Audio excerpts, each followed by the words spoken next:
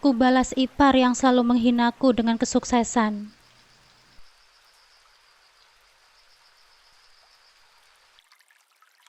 Assalamualaikum sahabat Bunda.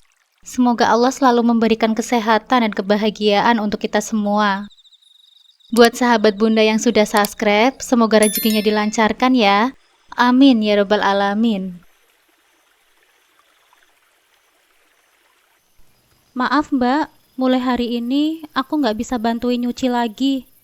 Ucapku dengan hati-hati kepada Mbak Ratna, yang baru saja meletakkan setumpuk pakaian kotor di bak cucian. Kamu jangan sok Aina. Ingat ya, kamu masih numpang di rumah ibu. Suami kamu juga belum kerja tetap. Zaman sekarang lulusan SMA susah masuk pabrik. Apalagi umur suami kamu sudah gak muda lagi. Balasnya dengan ketus, sambil terus memasukkan cucian kotor di dalam bak. Silakan saja Mbak mau ngomong apa. Tapi bukankah kita sama-sama tinggal di rumah ibu? Mbak juga belum punya rumah sendiri kan? Jadi kita di posisi yang sama. Mbak gak bisa seenaknya nyuruh-nyuruh aku. Aku juga punya pekerjaan lain, Mbak. Jawabku tegas sambil melanjutkan mencuci. Namun yang kucuci hanya pakaian milikku sendiri dan ibu mertua. Selama ini aku sudah sering membantu mencuci pakaian Mbak Ratna. Tetapi dia malah semakin menuntut. Bahkan aku juga harus mengurus Davin, anaknya yang baru berumur 2 tahun dan sangat aktif. Padahal aku sendiri punya bayi 6 bulan yang juga membutuhkan perhatian. Sementara itu, Mbak Ratna seharusnya punya waktu untuk mencuci, karena jam kerjanya baru dimulai pukul 10 pagi. Kamu itu ya, jangan harap kalian numpang makan dari hasil kerja keras kami. Suruh suami kamu yang cari kerja dan tanggung jawab sendiri kebutuhan rumah tangga kalian, ancamnya sambil berlalu dengan nada marah. Sudah. Kalian ini kok ribut terus sih? Ibu pusing dengernya. Suara ibu mertuaku tiba-tiba terdengar dari dalam, memutus pertengkaran kami. Jujur saja, aku merasa malu harus berdebat setiap hari dengan Mbak Ratna. Apalagi jika Mbak Anggi, kakak tertua Mas Fahri, sedang berkunjung. Rasanya seperti hidup di neraka karena mereka berdua selalu menyindir keadaan suamiku yang masih bekerja serabutan, sambil terus-menerus menyuruhku mengerjakan berbagai pekerjaan rumah tangga. Aina ini memang gak tahu diri ya, Bu. Ibu sih terlalu memanjakan Fahri, jadi istrinya besar kepala begini, ujar Mbak Ratna sebelum pergi meninggalkan kami. Aku menatap ibu mertua dengan perasaan bersalah. Bu, maaf kami ribut lagi. Aku gak mau mencuci pakaian Mbak Ratna karena sekarang aku sudah punya pekerjaan online, Bu. Penghasilannya juga lumayan, tapi memang butuh fokus dan waktu yang banyak. Aku harus bantu Mas Fahri, karena penghasilannya nggak menentu. Jelasku lirih. Iya, ibu mengerti. Ya sudah, nanti biar ibu saja yang mencuci pakaian mbakmu. Jawabnya dengan nada datar. Aku menarik nafas panjang. Rasanya tidak tega membiarkan seorang wanita sepuh seperti ibu mencuci pakaian yang jumlahnya begitu banyak, termasuk milik Mbak Ratna dan anak-anaknya. Jangan, Bu. Kalau begitu, biar aku saja yang mencuci. Ucapku akhirnya menyesal. Bagaimanapun, aku paham situasi ibu. Sehari-hari sebagian besar kebutuhan rumah tangga ditopang oleh Mbak Ratna dan suaminya. Ibu mertua sudah lama menjadi janda tanpa penghasilan, sehingga benar-benar bergantung pada bantuan anak-anaknya. Kadang Mbak Anggi juga memberikan uang meski tidak sering. Sementara aku hanya mampu membantu seadanya. Biasanya ada uang tambahan yang kudapat jika Mas Fahri sedang beruntung mendapatkan pekerjaan serabutan. Gak apa-apa Aina, biar ibu saja. Kamu kerjakan pekerjaan onlinemu. Ibu doakan semoga lancar, supaya kalian bisa segera punya tempat tinggal sendiri. Maafkan ibu ya, belum bisa memberikan kehidupan yang baik untuk kalian. Dan maaf juga untuk Fahri, yang kehilangan pekerjaannya, kata ibu lirih, membuatku kembali terenyuh. Ucapannya malah membuatku sedih pada akhirnya. Ya, Mas Fahri terkena PHK tepat ketika Sania lahir. Sejak saat itulah, dia pun terseok-seok mencari pekerjaan. Sudah mengirim lamaran ke sana kemari, tapi belum juga ada panggilan. Kini dia hanya menjadi penjaga parkir di depan minimarket, ikut temannya. Kadang sehari membawa beberapa puluh ribu saja. Gak usah Bu, biar Aina akali. Ibu istirahat saja. Ibu juga sudah capek kan bantu ngurus Davin dan Dika. Aku punya cara jitu kok Bu untuk mengerjakan dengan cepat, ucapnya sambil tersenyum meyakinkan. Bu, aku nitip Davin ya. Mau ke depan sebentar. Ini mau setor arisan di rumah Bu RT. Teriak Mbak Ratna. Kadang aku kesal padanya. Sikapnya itu gak ada sopan-sopannya pada ibunya sendiri. Tuh kan, dia sudah manggil ibu. Sini Bu, biar aku selesaikan cuciannya. Aku menoleh pada ibu dan tersenyum memastikan kalau semuanya baik-baik saja. Akhirnya dia pergi ke ruang tengah menjaga Davin yang berumur 2 tahun. Sementara Dika ikut bersama Mbak Ratna dan naik sepeda motor metiknya. Dika sudah cukup besar, sudah berusia 5 tahun, tetapi tetap saja kalau di rumah masih suka rebutan mainan dengan Davin. Pakaianku dan ibu sudah selesai. Aku segera membilasnya dan memberikan pewangi. Sementara pakaian Mbak Ratna yang sudah terlanjur basah, kubiarkan begitu saja. Aku menjemur punyaku dan ibu di depan. Setelah itu baru kupindahkan pakaian dia ke rendaman air pewangi tanpa dicuci. Biarkan saja di situ. Toh aku sudah bilang kalau tidak ada yang mencucinya. Salah sendiri maksa. Usai itu, aku masuk ke dalam kamar dan mengambil ponsel sederhana yang kumiliki. Kubuka situs tempatku memasang iklan properti secara online. Alhamdulillah, beberapa unit sudah berhasil terjual. Tinggal menunggu komisi cair. Jumlahnya cukup besar, hingga jutaan rupiah. Aku berencana menabung hasil komisi ini agar bisa segera membeli rumah sendiri. Kalau bisa, aku ingin membawa ibu mertuaku pindah dari sini, biar Mbak Ratna sadar betapa beratnya harus mengurus Davin dan Dika sendiri. Selama ini aku dan ibu yang membantu merawat mereka, membuat penghasilannya utuh tanpa perlu membayar pengasuh untuk anak-anaknya. Aina, Aina, tolong jagain Davin sebentar. Mbak kok gatal-gatal begini ya? Panggil Mbak Ratna yang tergesa-gesa menghampiriku di ruang tengah. Saat itu aku sedang menemani Mas Fahri sarapan sambil menonton televisi. Tanpa menunggu jawabanku, dia menaruh Davin di pangkuanku lalu buru-buru ke kamar mandi. Mungkin mau mandi lagi. Aku hanya bisa menahan senyum kecil. Maaf ya Mbak, baju kamu dan Mas Denny waktu itu cuma kucuci seadanya. Tapi aku pastikan pakaian Davin dan Dika tetap bersih karena aku tidak tega jika anak kecil terkena alergi atau gatal-gatal. Davin seperti biasa, mulai memainkan rambut Sania, bayiku yang baru bisa guling-guling. Sania terlihat senang mencoba meraih tangan Davin. Melihat mereka akur seperti ini, membuat hatiku sedikit lega, meski aku dan ibunya Davin jarang bisa berdamai. Aina, kamu kan yang mencuci pakaian Mbak kemarin?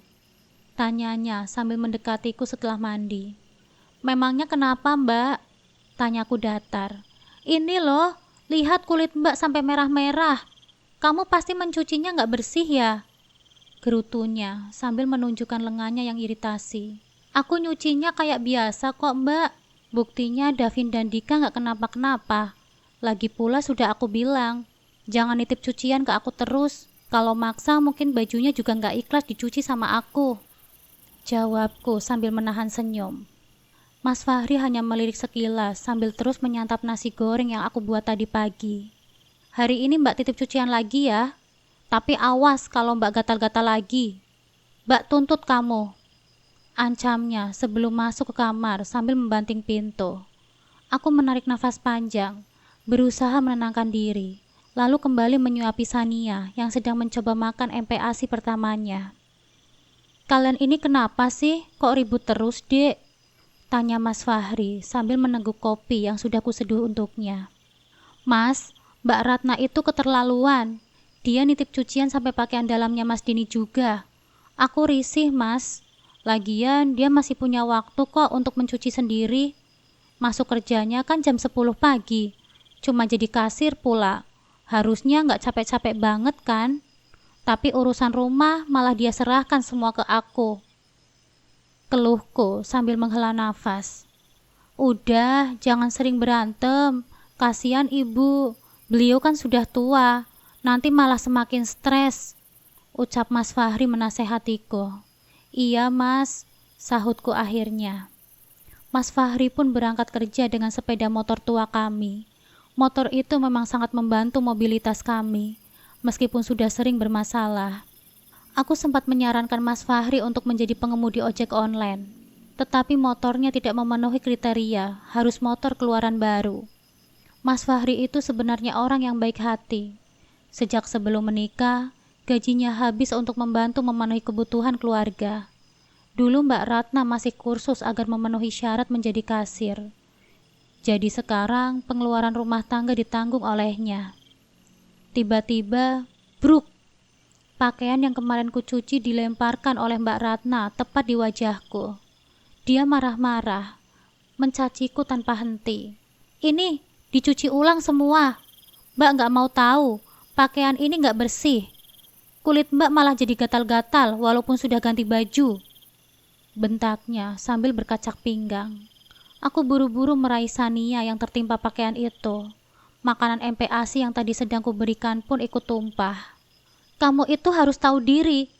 Untung ya kamu dinikahi sama Fahri, jadi bisa numpang di sini. Coba kalau kamu nikah sama orang miskin juga, mungkin kalian sudah tinggal di kolong jembatan, teriaknya. Dia terus saja mengungkit statusku yang menumpang, padahal ini rumah ibu mertua kami. Kamu jangan terlalu berharap tinggi ya, ibu kamu saja cuma pembantu. Kamu sendiri kan dulu juga numpang di rumah Pak Demo. Jangan mimpi jadi nyonya rumah di sini, cercanya lagi sebelum pergi meninggalkanku dengan hati penuh luka. Hati ini selalu sakit setiap kali dia ungkit pekerjaan ibuku yang hanya seorang ART di kota. Memang apa salahnya dengan pekerjaan sebagai pembantu? Toh itu juga halal, tidak merugikan siapapun. Ya, aku memang sudah tidak memiliki rumah, karena rumah kecil peninggalan ayah sudah lapuk termakan usia. Tanahnya juga sudah ibu jual karena waktu aku tinggal di rumah Pak D, aku masih sekolah SMA. Pak D ku meminta uang biaya karena akan merawatku di sana. Padahal aku pun di rumahnya sudah seperti pembantu juga. Dari subuh sudah mengerjakan pekerjaan rumah, mencuci, memasak sarapan, mencuci piring. Pulang sekolah lanjut memasak untuk sore lalu menyetrika. Selebihnya waktuku untuk membersihkan rumahnya. Kadang belajar hanya punya sedikit waktu. Awalnya sangat bahagia ketika dinikahi oleh Mas Fahri dan keluar dari rumah Pak Deku dan Bu Deku. Namun kebahagiaan itu hanya bertahan sebentar. Mas Fahri malah di PHK kerjanya. Aku membuang nafas kasar. Keinginanku untuk sukses semakin besar. Silahkan Mbak hina aku sepuasnya sekarang. Silahkan Mbak ungkit terus latar belakang keluargaku yang kamu anggap hina itu. Akan ada waktunya aku tunjukkan pada Mbak. Aku bisa memiliki rumah sendiri juga. Aku tidak akan menumpang lagi di sini bertahun-tahun lamanya seperti ini, Mbak. Tukasku dengan penuh penekanan. Ngimpi kamu ya, Aina. Pagi-pagi sudah ngelantur. Masih berani juga ngatain aku numpang. Ini rumah ibuku. Sejak kecil aku dibesarkan di sini, ucapnya sambil berkacak pinggang. Ini juga rumah ibunya Mas Fahri, Mbak. Sejak kecil dia juga dibesarkan di sini. Balasku tidak mau kalah. Lancang banget ya kamu sekarang. Awas saja kalau masih berani ikut makan rezekiku, ucapnya dengan jumawah. Nggak kebalik, Mbak. Asal Mbak tahu saja ya, nasi goreng yang pagi ini kubuat untuk sarapan juga hasil kerja Mas Fahri jaga parkiran. Kalau Mbak memang mau memisahkan semuanya, silakan Mbak masak sendiri. Jangan makan masakanku. Karena mulai hari itu, di mana Mbak bilang tidak boleh memakan rezeki milik Mbak, aku tidak pernah lagi menyentuh bahan sembako yang Mbak beli. Lihat saja semuanya masih utuh dalam lemari. Jadi mulai hari ini, silahkan Mbak masak sendiri kalau begitu, ucapku yang sudah terlanjur kesal. Dia melengos pergi. Padahal kerjanya mulai jam 10 pagi, tetapi pukul 8 sudah berangkat, menyisakan Davin yang kini mulai merengek kelaparan. Kuusap pucuk kepala anak laki-laki berusia 2 tahun itu.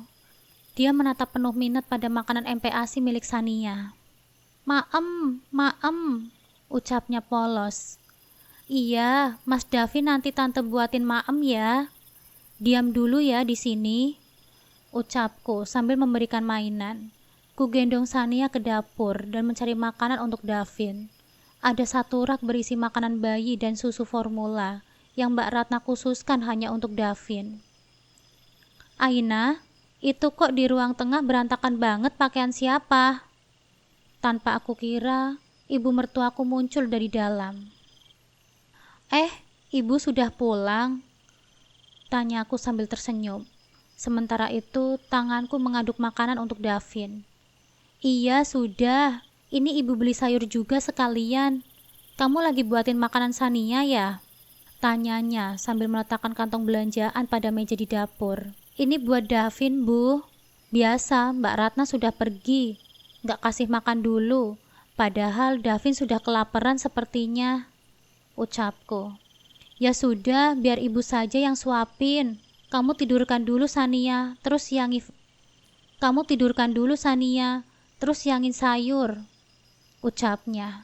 Iya Bu, jawabku. Aku memberikan mangkuk berisi makanan Davin yang sudah kuseduh, lalu ke dalam sebentar mengumpulkan pakaian Mbak Ratna yang berantakan. Ku masukkan ke dalam keranjang, lalu ku bawa ke depan dan langsung kujemur saja. Kok tidak dicuci lagi? Jawabannya adalah nggak perlu. Karena apa? Karena kemarin sudah aku cuci. Lalu lanjut aku menidurkan Sania. Tante, aku lapar. Dika yang baru keluar dari dalam kamarnya menghampiriku. Aku mengisyaratkan agar anak berusia 5 tahun itu diam. Namun menyebalkan memang Dika malah merengek sambil menangis di tepi Sania. Alhasil semuanya berantakan.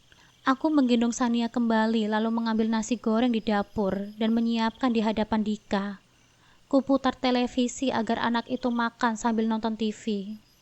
Dika makannya sambil diam ya, jangan lari-lari. Tante mau nidurin dedek Sania dulu, jangan berisik ya, titahku.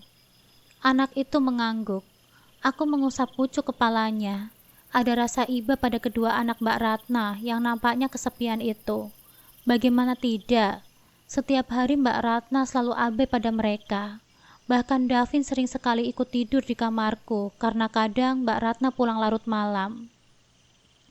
Aku menidurkan Sania sambil melantunkan sholawat Nabi agar dia tenang. Alhamdulillah akhirnya dia terlelap juga. Lalu aku pergi ke dapur dan menyiangi sayuran yang tadi dibawa oleh ibu. Paket! Paket, Mbak!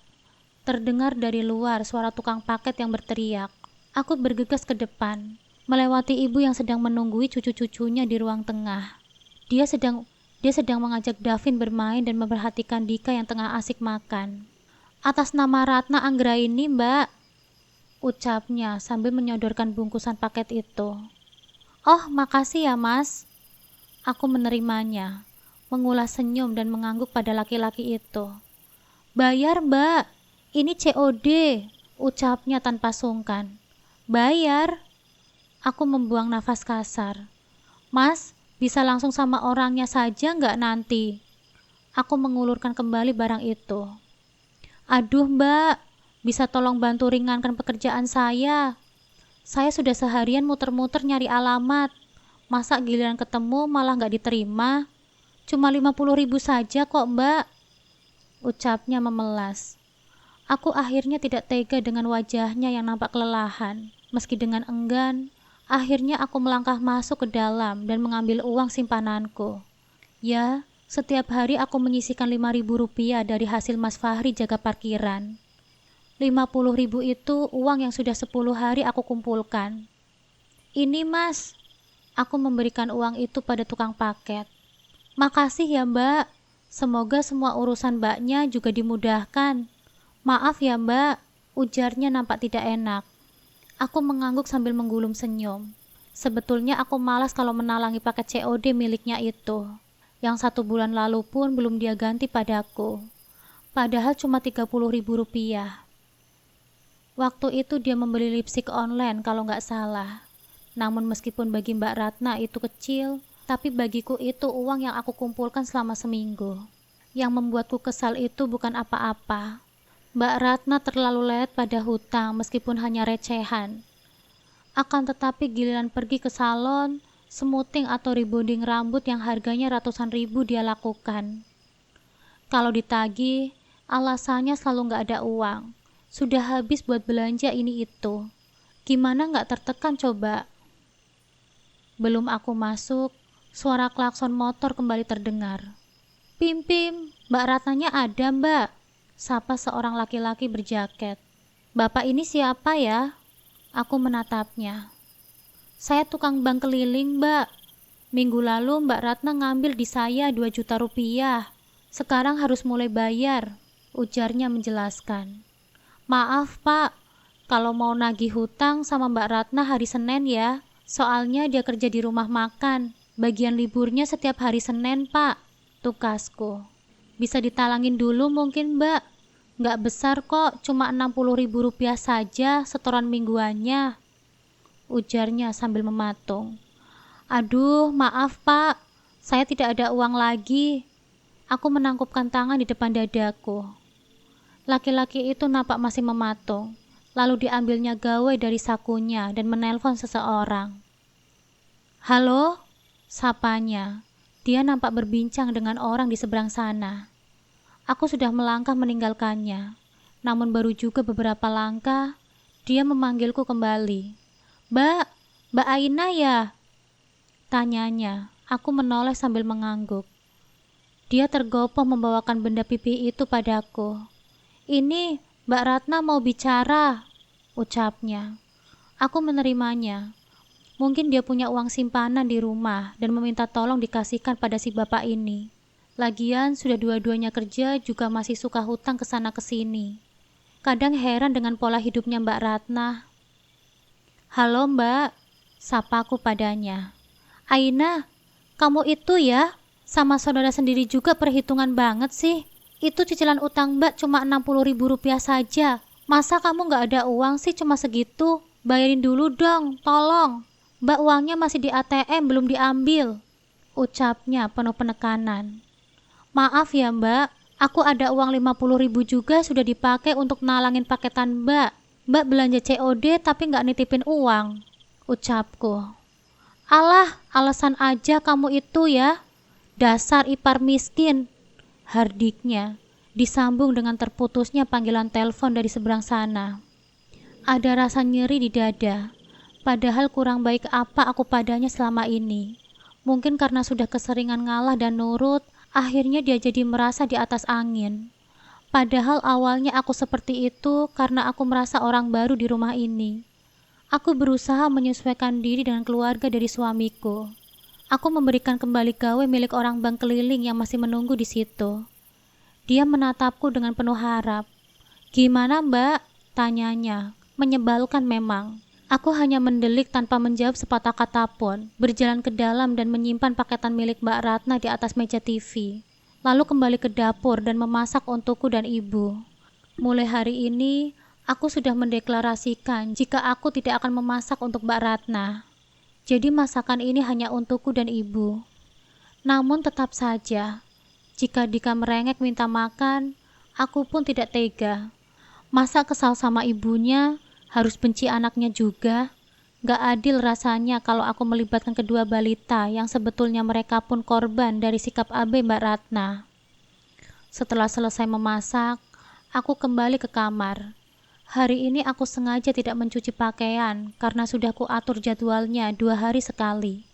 Mumpung Sania masih terlelap, aku menyempatkan diri untuk merebahkan tubuh di sampingnya sambil membuka ponsel. Aku membuka grup WhatsApp. Dalam grup agen properti syariah yang kuikuti, terlihat beberapa proyek baru sedang dibagikan. Mataku berbinar membaca informasi itu. Dengan cepat, aku mengetik pesan di grup tersebut. Wah, alhamdulillah banyak proyek baru. Langsung action ngiklan, tulisku. Mbak Aina sudah aktif, sudah selesai masaknya. Yuk kita gencarkan iklan semaksimal mungkin, balas Mega, salah satu temanku di grup agen marketing. Oh iya, aku punya rekomendasi platform baru buat iklan. Alhamdulillah dari sini aku sudah dapat beberapa calon buyer. Ini linknya. Siapa tahu mau coba juga, tambah Irfan sambil membagikan tautan. Hanya mendengar ada calon pembeli saja, semangatku langsung naik. Apalagi kalau ada yang membagikan cerita berhasil menutup transaksi di grup. Rasanya seperti energi baru yang membakar motivasiku. Kalau orang lain bisa, kenapa aku tidak? Makasih ya Bang Irfan, langsung aku coba ya. Bismillah, semangat terus, balasku antusias. Semangat closing teman-teman, semangat. Salam closing berjamaah. Begitu banyak pesan motivasi yang saling bersahutan di grup. Disinilah aku merasa punya komunitas yang benar-benar mendukung. Aku yang masih baru dalam dunia pemasaran properti online, merasa sangat terbantu oleh kebersamaan di grup ini. Selain menjaga semangat, grup ini juga menjadi tempat kami berbagi informasi dan pengalaman. Tanpa menunggu lama, aku mulai memasang iklan di berbagai platform gratis. Karena modal yang aku miliki hanya kuota internet, aku belum bisa menggunakan layanan iklan berbayar seperti Facebook Ads atau Google Ads seperti teman-teman lainnya yang sudah sering menutup transaksi besar. Dalam sehari, aku bisa memposting hingga ratusan iklan, sesuai arahan mentor di grup tentang waktu-waktu yang terbaik untuk menjangkau lebih banyak orang. Aku yakin kerja keras pasti akan membuahkan hasil, tidak ada usaha yang sia-sia. Selamat siang, saya Andreas, beralamat di Jakarta. Tertarik dengan iklan properti Anda pada situs rumahkuistanaku.com. Apakah bisa dibantu untuk proyek rumah villa yang ada di Magelang? Netraku berbinar setiap kali ada chat masuk dari Cabui. Aku memasarkan properti di seluruh kawasan Indonesia, termasuk beberapa tempat di luar Pulau Jawa. Jadinya prospek menjadi lebih luas dan kesempatan closing menjadi lebih terbuka lebar. Aku segera membalas chatnya. Rumah villa yang berada di Magelang ini seharga 400 juta rupiah dan komisi untuk proyek ini sebesar 2,5%. Jadi kalau closing maka uang 10 juta rupiah sudah menanti. Enaknya jadi agen marketing properti online seperti ini. Iyalah, gak harus ngantor dan gak harus ke lapangan. Aku cuma berada di depan gawe dan memfollow up calon pembeli saja. Jika mereka tertarik, maka aku hanya mengarahkan mereka untuk ke kantor pemasaran. Di sana ada tim survei yang menunggu dan akan membantu mengarahkan para calon pembeli di lokasi. Jika mereka cocok, maka aku akan mendapatkan laporan dari tim kantor untuk mengonfirmasikan pada pembeli jadwal akad saja. Dengan kerjasama tim, semua menjadi lebih mudah, gampang dan cepat. Memang job seperti ini menjadi terlihat seperti tidak bekerja karena bisa seharian aku di kamar. Menerima pertanyaan dari pembeli dan memasang iklan. Aku bahagia ketika pesan dari calon pembeli berdatangan. Entah beberapa lama aku di kamar, asik dengan duniaku, dengan pekerjaan baruku. Namun tiba-tiba terdengar gedoran dari pintu kamarku. Aku menoleh seiring daun pintu yang terbuka. Tumben Mbak Ratna sudah pulang. Padahal belum waktunya asar. Biasanya dia pulang ba'da Isya. Kadang sampai larut malam. Meskipun jam kerjanya sebetulnya hanya sampai pukul 6 sore. Enak ya, tiduran doang kerjaannya. Kamu biarin ibu kerepotan sendirian jagain Davin dan Dika di sana. Kamu malah enak-enakan ngendon sambil main HP. Ujarnya nyinyir. Mbak Ratna tahu apa sih tentang kerjaanku? Aku lagi kerja mbak, cari duit buat bantu Mas Fahri. Davin sama Dika itu kan anak mbak, kenapa jadi nyalahin aku? Kalau anak aku yang repotin ibu, baru mbak boleh nyalahin aku. Sania lagi tidur kok.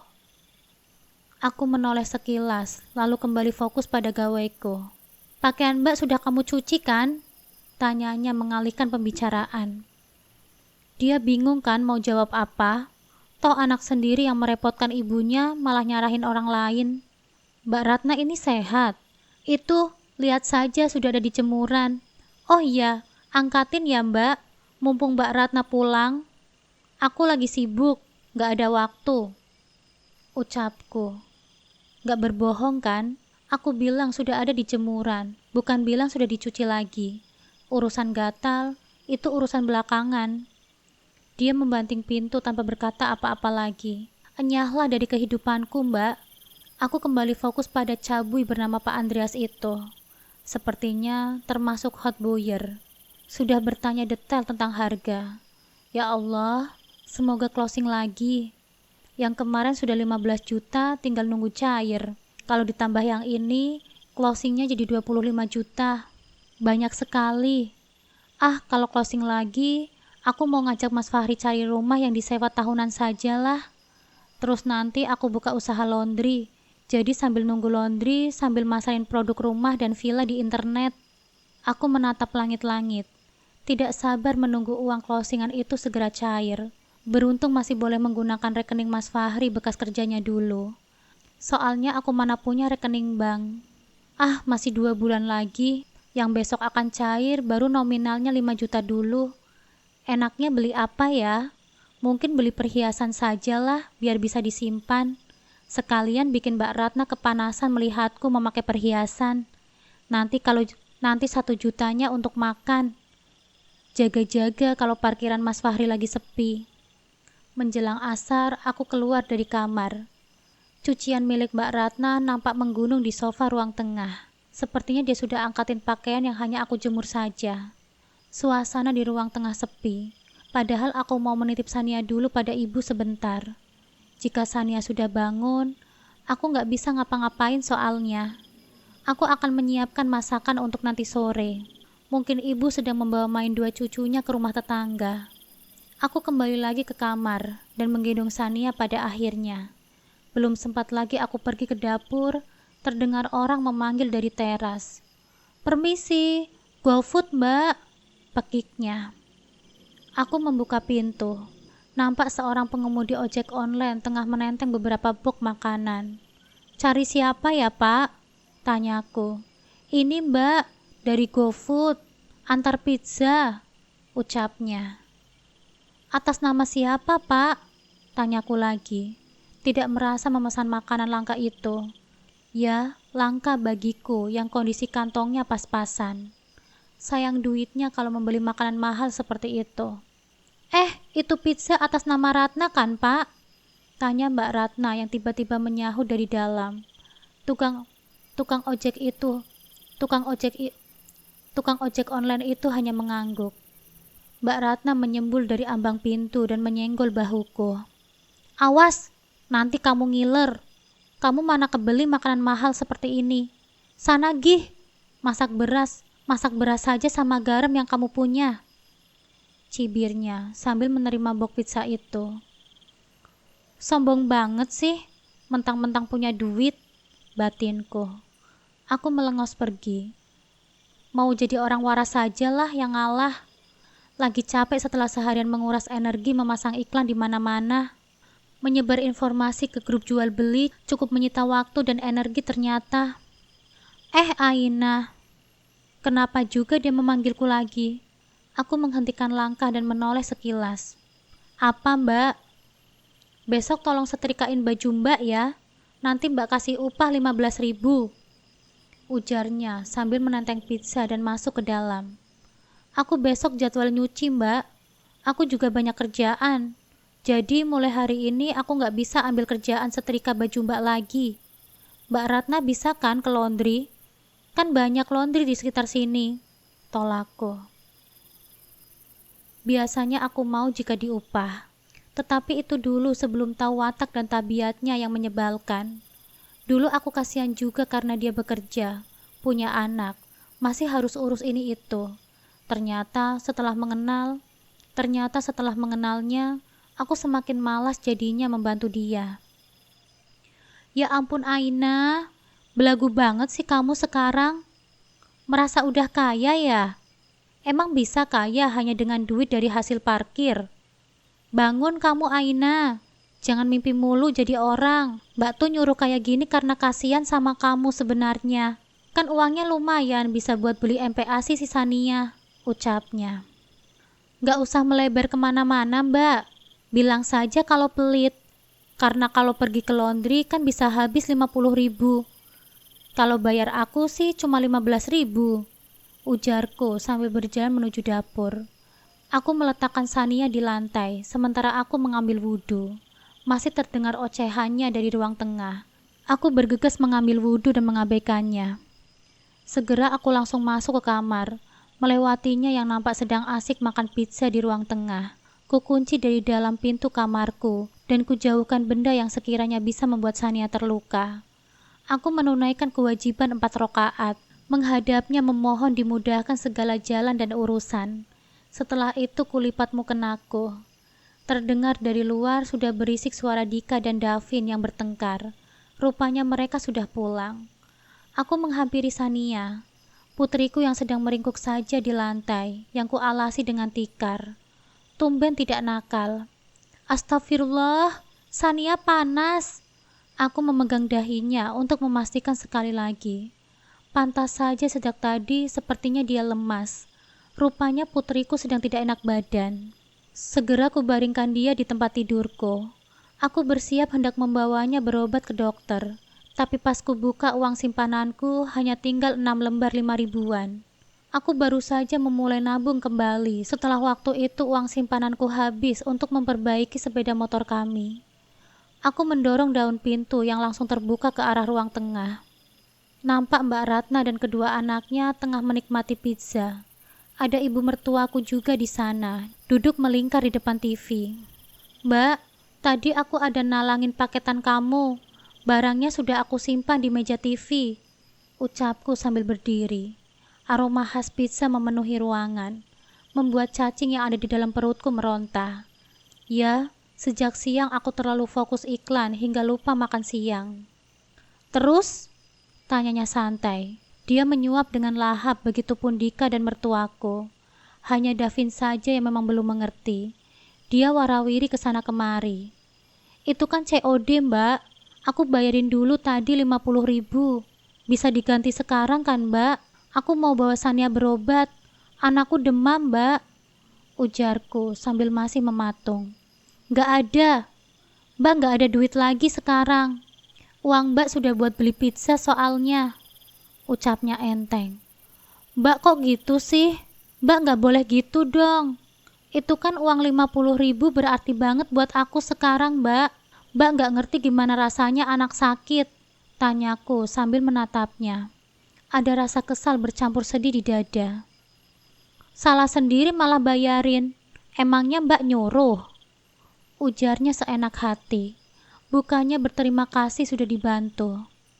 Oke kalau begitu, aku gak akan lagi talangin paketan Mbak. Kalau dia datang dan Mbak gak ada, akan aku suruh pulang lagi, ucapku kesal. Jadi orang jangan dendam seperti itu dong. Kamu itu hitung-hitungan banget sih, Aina. Iya entar Mbak ganti. Tapi nggak sekarang. Duitnya sudah habis. Sudah buat beli pizza. Kamu mau nggak? Jangan-jangan kamu nyamperin ke sini karena pengen ya? Pasti belum ngerasain kan makanan seperti ini? Ucapnya sambil melirik sinis ke arahku. Aku melengos pergi meninggalkannya. Terdengar juga suara Sania menangis dari dalam kamar. Aku mengambil kain untuk menggendongnya, lalu mengambil uang 30.000 rupiah milikku dan berjalan keluar. Niatku hari ini hendak ke tempat parkiran Mas Fahri, meminta uang untuk tambahan Sania berobat. Semoga sudah dapat meski hanya beberapa rupiah. Aku berjalan menyusuri jalan perumahan yang berdebu. Kututupi kepala Sania dengan kain agar tidak terlalu terkena udara luar. Sebentar lagi aku akan tiba di sana. Namun alangkah kagetnya aku ketika dari kejauhan nampak Mas Fahri tengah dihajar oleh 2 orang. Tubuhnya terhuyung membentur trotoar. Mas Fahri, pekikku sambil berlari memburunya. Aku segera menghampirinya. Wajahnya penuh luka, dan dari percakapan yang aku dengar, 2 laki-laki yang ternyata preman di sekitar sini memaksa meminta uang hasil parkir dari Mas Fahri. Mas, kita ke rumah sakit ya. Luka-luka ini harus diobati, ujarku berusaha menahan tangis. Gak usah, Dek. Mas gak apa-apa kok, jawabnya pelan sambil mencoba tersenyum. Tapi Mas, bibir Mas berdarah, desakku. Gak apa-apa, Dek. Mas kuat, katanya sambil berusaha berdiri meskipun terlihat lemah. Oh iya, adek kesini ada apa? Tanyanya. Suaranya tetap lembut meski tubuhnya jelas kesakitan. Ini Mas, Sania panas. Tadi niatnya mau minta uang buat periksa ke dokter, jawabku pelan. Ya Allah, Dek, uang Mas sudah gak ada lagi. Tadi diambil sama 2 preman itu, ujarnya dengan nada menyesal. Ya sudah, Mas, yang penting kita pulang dulu ya. Nanti luka Mas biar adek yang obatin di rumah, kataku sambil membantunya berdiri dan memapah tubuhnya yang masih limbung. Setelah tiba di rumah, untung saja Mbak Ratna dan Ibu sedang tidak ada. Dengan begitu, tidak ada pertanyaan yang perlu dijawab. Pelan-pelan aku membersihkan luka-luka di wajah dan tubuh Mas Fahri dengan air hangat, lalu mengobatinya dengan obat tetes yang masih tersisa di rumah. Dek, makasih ya, ucapnya lembut, matanya penuh rasa syukur. Iya Mas, jawabku pelan, sambil menaruh air bekas kompresan. Oh iya, uang buat berobat Sania gimana, Dek? Tanyanya lagi. Suaranya terdengar lemah, tapi penuh perhatian. Adik juga bingung, Mas. Adik udah gak punya uang sama sekali, jawabku, menahan rasa cemas yang semakin besar. Saat kami sedang bingung memikirkan cara untuk membawa Sania ke dokter, tiba-tiba ponselku berbunyi. Segera ku ambil ponsel tersebut yang ada di meja rias kamarku. Alhamdulillah, Mas, seruku dengan nada penuh haru. Notifikasi gaji sebagai agen properti akhirnya masuk. Kulihat deretan angka itu dengan mata membelalak. Baru kali ini aku merasakan penghasilan dari jerih payahku sendiri, dan rasanya itu luar biasa. Kenapa, Dek? Mas Fahri yang sudah bersandar pada dipan di samping Sania terlihat heran ke arahku. Aku berjalan mendekat dan menunjukkan SMS banking yang ada di tanganku. Mas, ini lihat, uang komisiku sudah masuk. Besok kita bisa ke dokter, Mas. Kita periksa luka kamu dan beli obat yang bagus untuk Sania, ucapku sambil menyeka sudut mata yang tiba-tiba menghangat. Di saat kami sedang kesulitan, rasanya bahagia banget melihat sejumlah uang yang kini sedang kubutuhkan. Mas sudah baik kan, Dek? Gak usah ke dokter lagi. Uangnya kita simpan saja buat kebutuhan kita. Takut-takut Mas gak dapat pemasukan di parkiran, ucapnya. 4 jutanya mau aku beliin cincin saja ya, Mas. Bisa dapat 2. Jadi hitung-hitung nyimpen. Nanti kalau dapat komisi lagi kita pindah rumah ya, Mas. Kita ngontrak saja, rengekku. Dia mengangguk. Malam ini akhirnya berakhir dengan indah. Senyum tak henti mengembang seiring dengan syukur yang kuucapkan dalam-dalam. Keesokan paginya, nasi goreng yang merupakan menu andalan untuk sarapan pagi sudah tersaji. Seperti kesepakatan kemarin, aku hanya memasak untukku sendiri, untuk Mas Fahri dan Ibu. Masih teringat bagaimana dia melarang Mas Fahri makan pizzanya. Karena itu sama sekali nasi goreng hari ini gak ada yang kulebihkan sedikit pun. Maaf Mas, hatiku masih julid, belum bisa mengikuti seperti apa yang kamu ajarkan. Aku belum bisa menjadi lembut, salihah dan tidak melawan sama mbakmu itu. Dia terlalu keterlaluan padaku, Mas. Aina, Dika nangis pengen nasi goreng. Kamu di mana simpan sisanya? Teriak Mbak Ratna dari dapur. Beruntung aku dan Mas Fahri sudah selesai sarapan. Begitu pula dengan ibu mertuaku. Wanita sepuh itu baru saja meneguk teh manis hangat yang aku buat. Meskipun dia tidak berpihak padaku, tetapi setidaknya wanita itu tidak berpihak pada Mbak Ratna dan menjadi mertua yang jahat seperti dalam cerita. Dia selalu berada di tengah-tengah dan tetap menjadi nenek yang baik untuk cucu-cucunya. Aku tidak menyahut. Lanjut aku menyuapi MPASI untuk Sania. Kondisinya sudah sedikit membaik, tetapi tetap saja aku harus memberinya obat. Aina, kamu itu tuli ya? Bentak Mbak Ratna yang baru saja muncul di ruang tengah. Apa sih Mbak? Tanyaku santai. Kulirik sekilas ke arahnya yang nampak kesal. Itu, Dika pengen nasi goreng. Kamu simpan di mana sisanya? Tanyanya dengan nada kesal. Sementara itu terdengar rengekan Dika yang baru saja muncul dari dapur. Lah, aku kira Mbak Ratna mau beli pizza atau fried chicken buat mereka. Jadi daripada nanti kebuang nasinya, kan sayang Mbak. Aku cuma buat sedikit saja. Lagian kan Mbak Ratna juga sudah setuju kalau aku nggak akan masakin buat keluarga Mbak Ratna lagi. Ya tinggal masak sendiri saja lah Mbak, ujarku santai. Kulirik sekilas hanya untuk memastikan jika wajahnya memang kesal. Aina kok dilawan? Batinku sambil tersenyum miring dalam diam. Kamu itu mikir nggak sih? Mbak itu kerja, mana sempat buatkan mereka nasi goreng. Harusnya kamu punya empati sedikit lah. Dasar adik ipar perhitungan, gerutunya. Sudah, pagi-pagi kok sudah bikin ribut saja. Kamu masak sendiri saja, Ratna, ucap ibu mertuaku sambil berdiri. Ibu itu masih saja belain si Aina. Mantu gak ada gunanya juga masih saja dipelihara. Sama kayak kamu tuh, Fahri Alamsyah. Buta gak tahu mana wanita cantik dan berkelas dan gak tahu mana yang sampah. Masih saja diungkit. Mbak Ratna memang ingin mengenalkan Mas Fahri pada teman kerjanya waktu itu. Katanya orang baik dan cantik. Tetapi Mas Fahri menolak dan malah menikahiku. Sambil menenteng kunci motor miliknya. Lalu berteriak pada Dika yang masih terdengar merengek. Sudah diam. Ayo ikut mama. Kita beli saja di luar. Nasi gorengnya lebih enak daripada nasi goreng di rumah, ujarnya pada Dika. Anak laki-laki itu segera mengikuti langkah Mbak Ratna. Aku menatapnya sambil mengelus dada. Maafkan tante ya Dika. Tante buat begini hanya untuk ngasih pelajaran ke mamamu, batinku. Drama awal pagi telah selesai. Rasanya semakin lelah dan bosan saja ketika setiap pagi selalu saja diawali dengan keributan. Ada saja hal yang Mbak Ratna sampaikan yang seringkali membuatku kesal. Aku segera merapikan bekas sarapan, mencuci piring dan bergegas menyiangi sayuran. Hari ini Mas Fahri aku minta libur dulu jaga parkiran. Selain karena kondisi wajahnya yang masih bengkak, aku juga mau minta diantar ke ATM. Benda itu sudah kupegang sejak lama. Mas Fahri tidak membiasakan ATM itu dipegang olehnya. Dia berikan padaku bersama PIN-nya.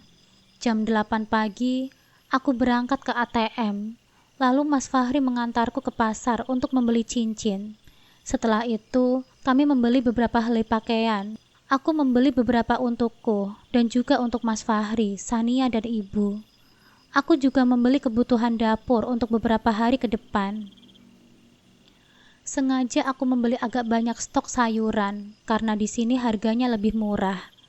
Nanti bisa disimpan saja dalam lemari es. Kami sudah tiba kembali pukul 9:30. Dika dan Davin sedang kejar-kejaran di ruang tengah. Sementara itu, ibu mertuaku tengah menjaga Sania. Wah, belanjaannya banyak sekali, Aina, tanyanya sambil menatap heran. Iya, Bu. Alhamdulillah ada rezeki. Oh iya, ini daster buat ibu. Aku mengeluarkan 2 potong daster dari plastik, lalu menyodorkannya pada wanita itu. Wah, alhamdulillah ibu kebagian, ucapnya sambil tersenyum merekah. Aku mau simpan sayuran dulu ya, Bu. Lumayan harganya murah-murah kalau di sana. Tadi beli ayam juga, biar kita bisa makan enak sesekali, ucapku sambil berjalan ke dapur. Lemari es memang disimpan di sana.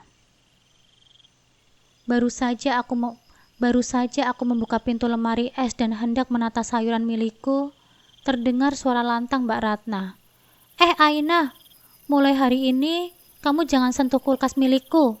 Simpan saja sayuranmu di luar, biar pada busuk sekalian, Mbak gak peduli. Astagfirullah, aku mengelus dada, lalu menoleh padanya yang berdiri beberapa langkah dari tempatku. Mbak Ratna, ini sayuran juga aku simpan buat makan ibunya Mbak Ratna juga kan? Jadi orang jangan pelit banget lah Mbak. Nanti kena karma loh. Lagian aku yang bayar listriknya, ketusku sambil menatapnya kesal. Aku tidak suka diperlakukan semena-mena olehnya. Meskipun berulang kali Mas Fahri selalu menasehatiku untuk mengalah. Malu katanya ribut terus. Rasanya keterlaluan sekali sikapnya. Susah sekali aku mengimbanginya. Dia melirik sinis ke arah 2 cincin baru yang melingkar di jariku. Lalu dengan wajah angkuhnya dia berkata, Beli cincin saja mampu, masa beli kulkas nggak bisa sih? Atau jangan-jangan kamu cuma beli cincin imitasi ya, biar kelihatan keren doang di mata tetangga? Ketusnya. Mbak nggak berhak ya selalu mengomentari apapun yang aku kenakan. Apapun yang terjadi dalam hidupku, bukan urusan Mbak juga, ucapku malas. Aina, belagu banget sih kamu jadi orang. Baru kebeli cincin kecil gitu aja sudah sombong. Beli baju juga paling juga obrolan. Mana mungkin si Fahri yang tukang parkir itu bisa punya duit buat beliin kamu. Gak mungkin kan bisa nyaingi Mbak yang punya gaji bulanan. Lagian Mbak juga gak percaya kalau kamu punya duit banyak. Dari mana coba? Jual diri? Pancingnya sambil masih menatapku penasaran.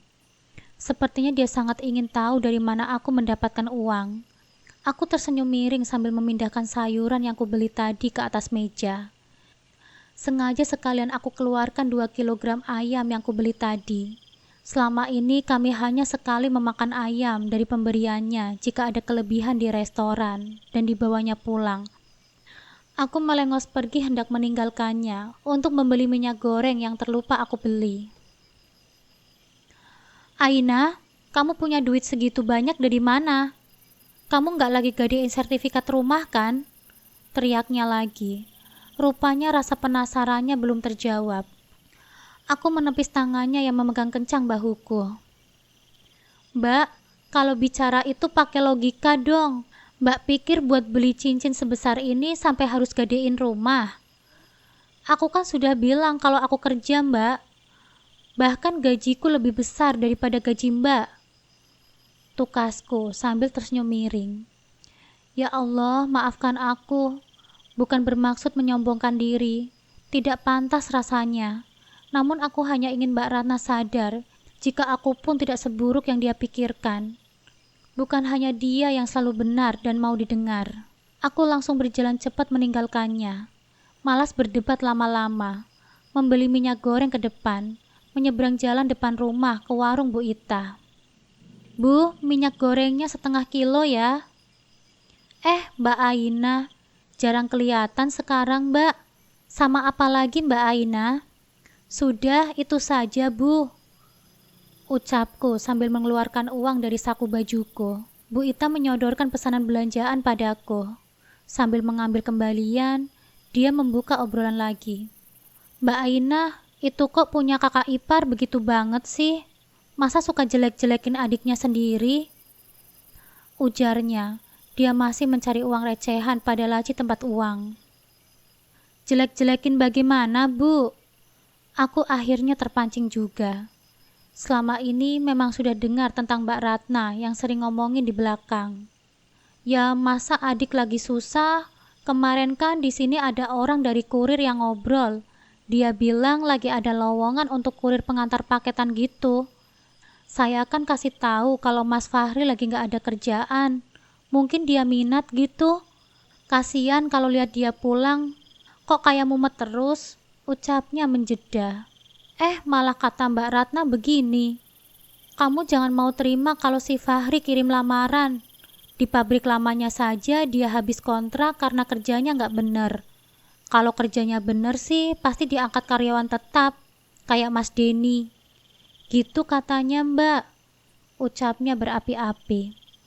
Ya Allah, segitunya ya Mbak Ratna. Apa salah suamiku sih sama dia ya Bu? Aku cukup terkejut mendengar penuturan dari Bu Ita. Selama ini memang aku tahu jika dia sering mengumpat tentangku. Namun aku tidak mengira jika dia pun menjatuhkan adiknya di depan orang.